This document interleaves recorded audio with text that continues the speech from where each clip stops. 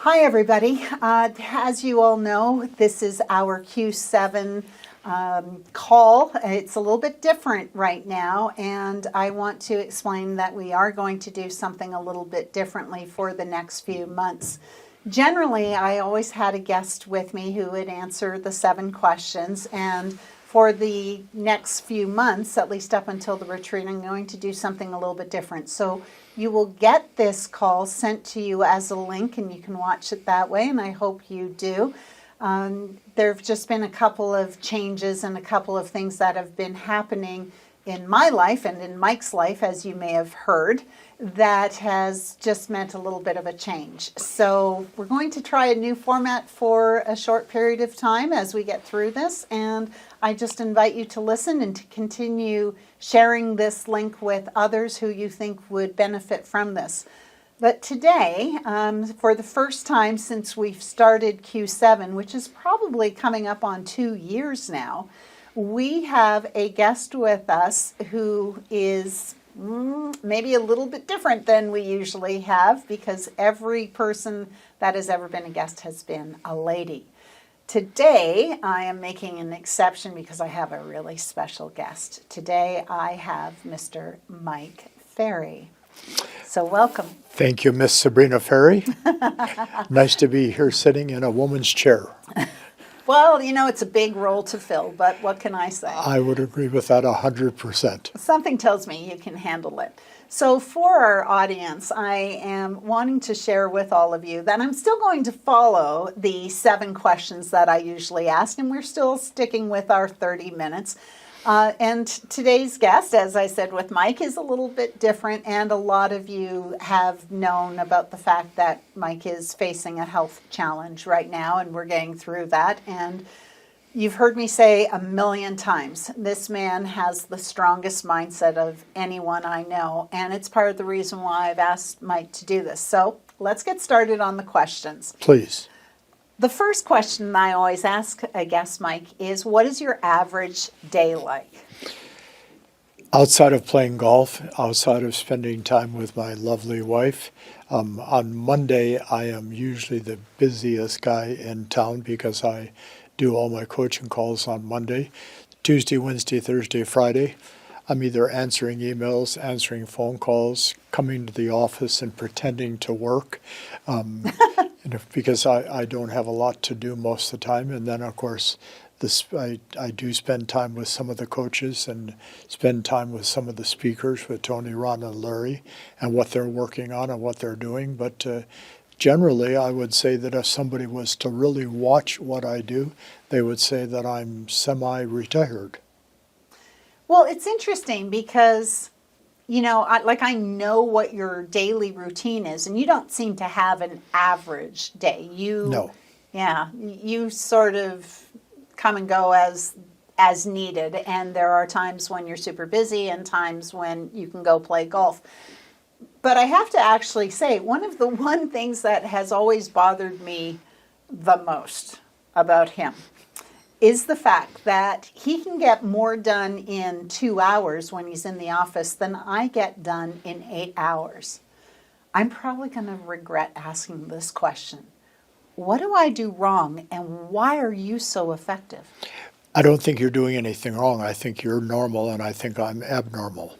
Well, I would agree with that. Well, and the reason I say it that way is that, you know, for years I was in charge of the sales staff, in charge of all the marketing for the company, in charge of the administration, in charge of the accounting, doing all the speaking, because we were doing 200 events a year for, 35 years, traveling almost every day.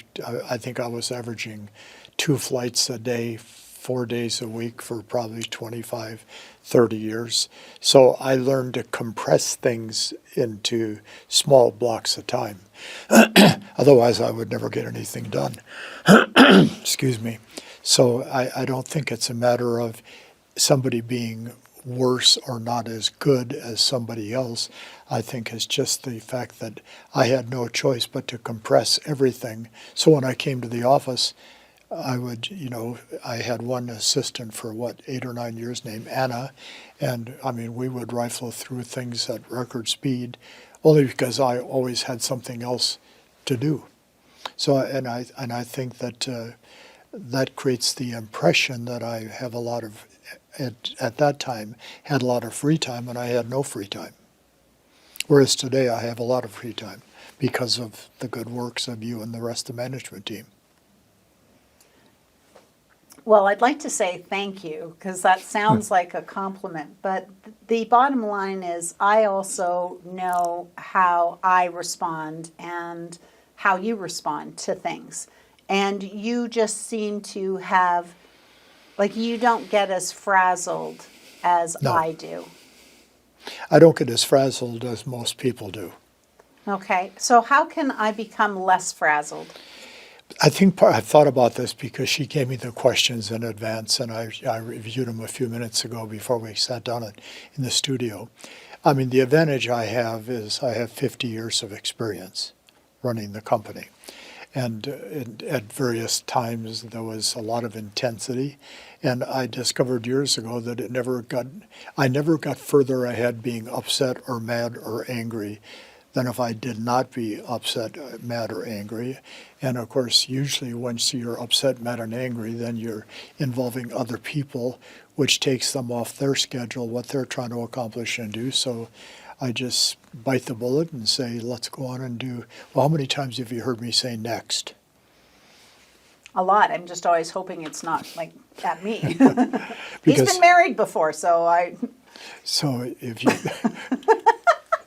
regarding my marriage, I'm next. I'm next. Yes. I'm next. I'm last. But there's no advantage to being mad and upset all the time.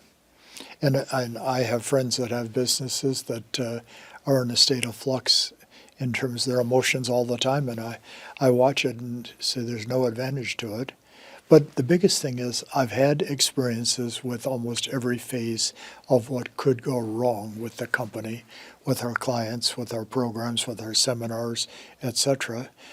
So when you've had the experience, there's no reason to get upset again. It's so interesting because, one of the things that I admire the most about you is that you have learned, like you learn from the experiences you have. I watch people who repeat the same mistakes over and over again, or who get frustrated, or who lose it, if you will, or whatever it is, and then they're always like, oh, I don't want to do that again.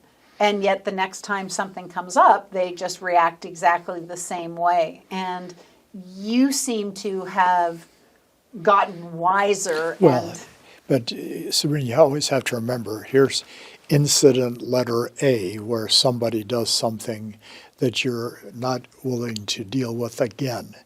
And then you have to decide what your thought process is from that point forward regarding that person and that situation.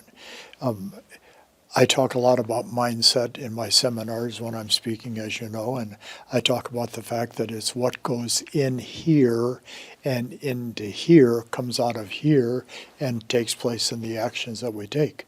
So I'm a big believer that if you keep feeding positive things into your head, there's really no room for the negativity or the emotional responses that people go through and the drama that they experience. Okay, so, the second question that I would normally ask is, what is the biggest obstacle? But I don't think you sort of see things as obstacles. No. So how Well, did you what- handle the well, what- diagnosis? As I said to a couple of people, Henry Weingarten, for example, I said, it's just another bump in the road. There's no flat surface. It's a pretty bump. Like, I watched you go through this, and yeah, your response was, how do we fix it? Yeah. And that was, And how long is it going to take? now you sound like a homeowner. And what price are you going to charge? Okay, so we just choose our reactions. Well, either we choose them or they choose for us, and I don't like the choices other people make. Boy, we could probably stop right there and really just think about that for the rest of this episode and go, wow, how much of our challenges that we face are what we create for ourselves. Don't you answer that, because I already know that I create a lot of my own issues, so we'll just skip that one. How about managing time? How do you manage your time, when we're traveling and, like, you literally will get on the plane and pull out a yellow scratch pad and start writing. Yep. I've watched you do that for over 20 years. What are you always writing? Well, I always have said that I'm not the brightest bulb in the pack, and I understand that. And I barely made it out of high school, flunked out of college my freshman year, majoring in speech, which was kind of embarrassing to even talk about. But I know that I'm not the brightest guy, so I take a lot of notes. And I had one professor that was a fanatic that if you were not writing down almost every word he said, you're going to fail the class. Period. He was a little bald guy, and I can picture him. I can picture him just plain as day right now. He's probably long past. But I figure if I have a lot of thoughts coming to me all the time about the business and about what we're going to be doing, you and I, and with the kids and all the different things that go on in life. And if I don't write them down, I don't remember them. So it's just your way of... It's my way of remembering. It's interesting because I've never actually asked you that question. And one of the things that just sort of made clear for me, and I'll share this and you tell me if you agree with it or not, is it kind of helps me understand how you always keep growing and changing. It's like a constant flow. And because you don't stop, neither do your thoughts. Correct. You can't stop your thoughts, positive, negative, or neutral. They're always taking place. The one thing that is next to your heart, your brain is moving all the time. It's never inactive. Well, even when you're sleeping, it's still operating. It's interesting because especially in the last 12 months, we've heard a lot of people talk about burnout and they're so tired of the daily grind. And I'm so tired of those conversations. I bet you are in that sense, because you've been doing the same thing with the same message for 50 years. And you still start every seminar with saying, this is the best audience I've ever had. Correct. I guess what got me about that is every time somebody asks me about burnout or feeling lost with this, I always think of the line that says, burnout is not an excuse for, how does that go? But the concept of this was very simply the fact that if you're feeling burnt out, it's because you're not learning or growing anymore. You're not doing anything. You're not doing it. There's nothing new. There's nothing that you're excited about. And burnout is not a badge of honor. Yeah. And that was the biggest thing, because I hear some people say that, they're just burnt out from doing the same thing and going, so yeah, we all have jobs, we all have things that we're doing, but it's up to you how excited you are about your life. But you got to remember, we're living in a business that revolves around magic formulas. You mean the real estate industry? Yes. Yeah, our industry is magic formula oriented. We're always looking for a way to get rich without working. Is that why our clients do so well, because they've understood that they need to do the work? Until they burn out.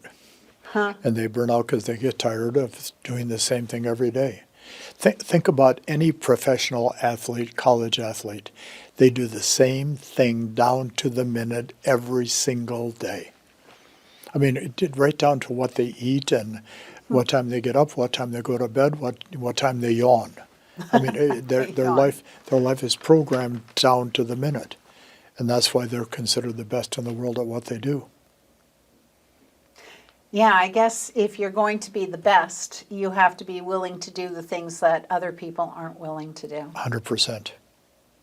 I'm going to skip the question about overwhelm because, you're the guy who was in the middle of a seminar standing on stage when our staff put on a screen that your mom had passed away. Correct. And you weren't able to react in any other way other than doing your job. You're the man who, after the home invasion, looked at me and wanted to tell me what the good news was. And the good news was you get all new jewelry. I didn't want new jewelry.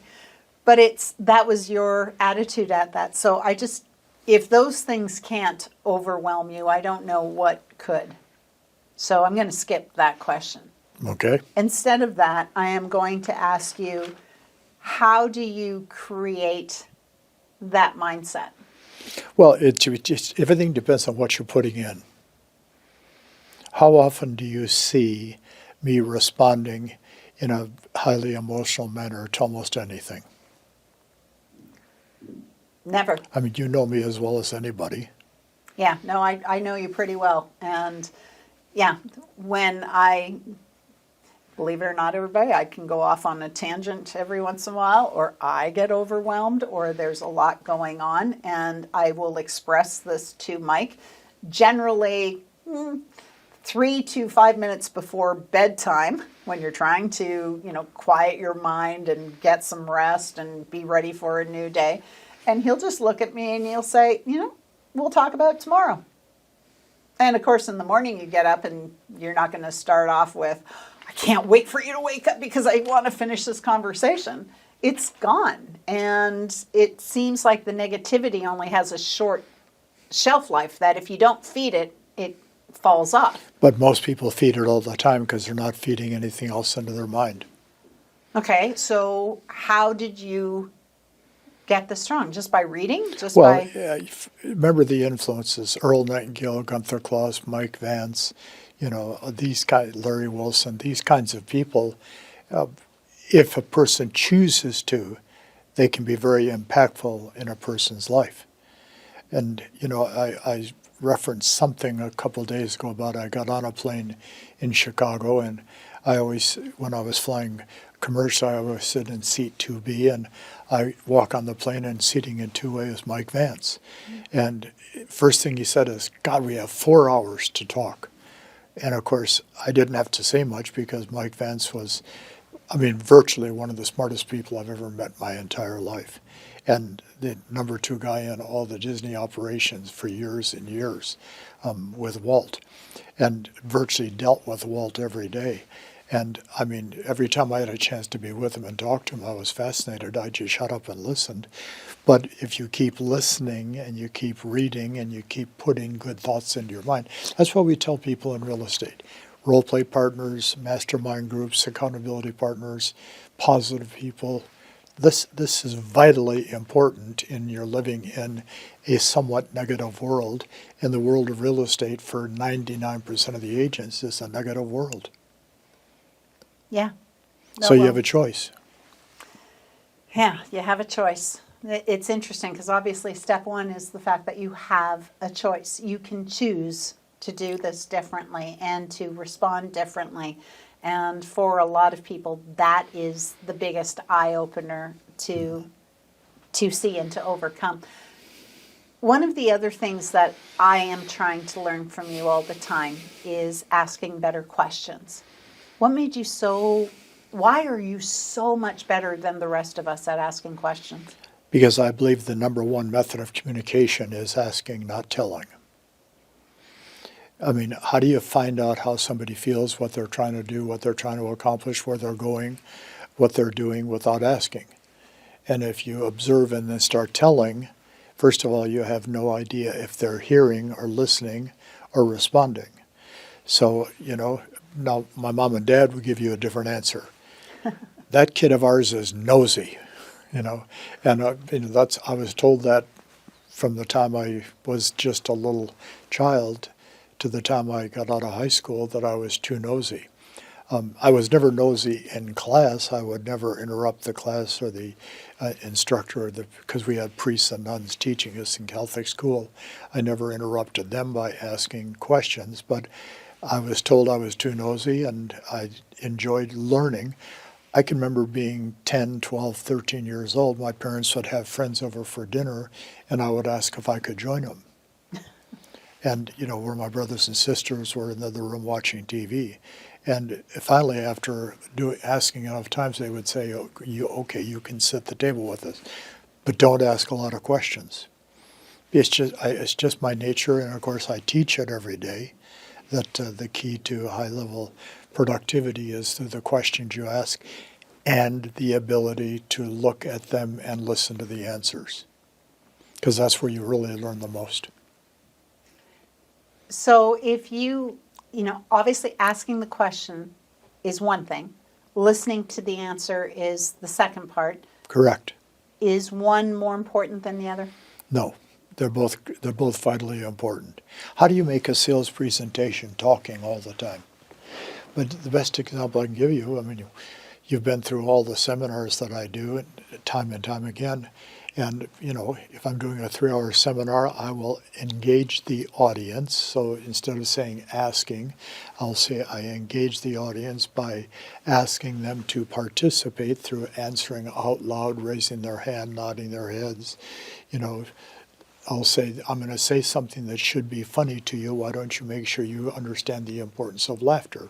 I would say something they would all laugh. So I can engage an audience through what I say, but 99% of the time I'm just asking questions of the audience. I just had a conversation with Wahid, who I'm doing some work with out of Canada. Bright, smart guy. But he has the challenge asking questions. So I said, okay, take a book, any place. Just grab a book, open it to any page, take one paragraph, and I want you to write every bit of that paragraph in sentence form, just the way it's written. Then take every sentence in that paragraph and turn it into a question. It'll be the hardest exercise you'll ever do. Because human mind works in statements and telling, not asking. That makes sense. And so the exercise is to take any book, write out one paragraph. Just take one paragraph on any page. Okay. Okay. And write the entire paragraph out. Okay. And then go to the next page, take the first sentence and turn that sentence into a question. Okay.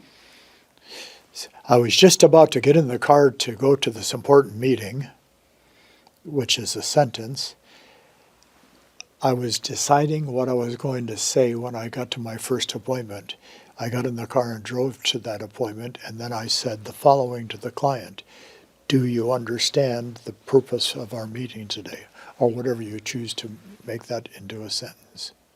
Wow. See, most of us would just take the sentence and throw, don't you agree, on the end? Yeah, those, what do they call those? The tie downs or the all tie the downs. NLP questions. I'm not a big believer in those. Yeah.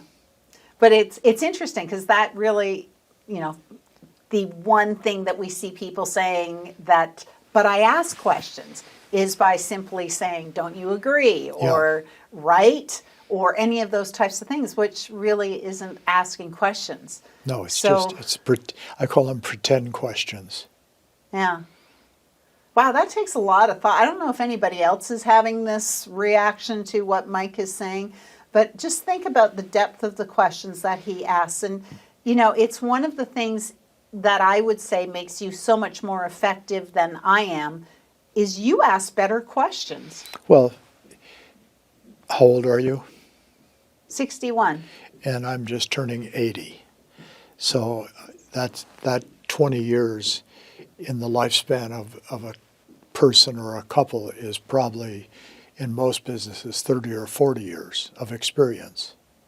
So if I'm not asking better questions than my beautiful wife would ask, it's my fault and I'm not doing my job properly. Yeah, but just saying, at some point in time, you would think that, like, I see myself far more as a student because I totally get. Okay, stop. You're analytical by nature. Yep. Okay, analyticals have a hard time formulating a question. Well, my son Pat, my son Matt, my son Tom, your son Andrew are all analyticals. They have a very hard time just saying, Dad, how are you? What are you and Sabrina doing? It's very challenging for analyticals to ask questions naturally. So you probably have to work a little harder at it than I do. It's just personality also. What if you're in box 5? It's called idiot. Sometimes I feel like that's my box, but We're all of us are in there at times. all right. For an analytical, how you have Wahid writing the sentences, is there No, something? the questions. I'm sorry, the questions. Is there something for an analytical to do that would? He's as analytical at least as much of you as or even more. Okay, so how about for an expressive? Box 5. No, it doesn't matter. See, the expressive talks because they love the sound of their voice. They love the sound of, the words come out. They love the responses they're getting. We have a couple of friends that are very expressive. And, sometimes when the phone rings and I see that it's one of our expressive friends, I don't answer. Because I know I'm not going to be involved in the conversation. I'm just going to be listening because they get so wound up. But watch, asking questions is another choice you have to make. And if you're ever going to be a top producer at anything, you have to learn to ask. Okay, so if I was doing a little recap for myself of this call, it sounds like everything comes down to the choice I make. Everything we say, we do, we think is the choices that we make. You made a comment yesterday on the Think Big call or the Mornings with Mike call about everything changing. Can you tell me that again? Do you remember? No. This is what I love about him. See, the reason why he doesn't get upset about stuff or doesn't get emotionally drained by it, because it happens and he lets it go. He doesn't sit there and say, oh yeah, I said something that everybody thought was brilliant. You just keep moving and keep going. But yesterday you made a comment that really made an impact on me that was everything is constantly changing. Yes.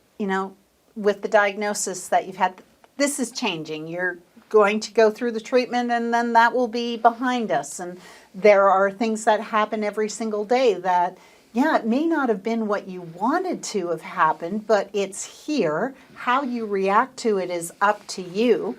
And you can either feed it negativity or say, let's just keep going. Or as you always say, next. Yes. Yeah. Why is this so hard to learn? Well, everybody learns at a different speed. Everybody learns at a different pace. Everybody learns what they want to know, not what is available to them. So, people pick and choose what they learn. And, analyticals are going to study everything in detail, in depth, before they make a decision or make a sound or ask a question. And it's just, that's why 24 or 5 years ago in San Diego at the production retreat, I started the retreat by saying to the audience, I'm going to talk about something today that if you can master it, you can add 20 to 25 deals a year to your annual production. I'm going to talk about versatility. Most of them couldn't even spell it, much less think about it. And versatility is the ability to adapt quickly to a wide variety of people, situations, and things. So, my level of versatility per Larry Wilson was a 9 on the scale from 1 to 10. Yeah. And that's when I was in my 20s. Yeah.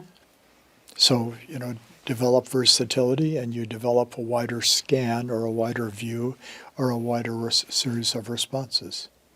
So the versatility is a choice. I'm sorry.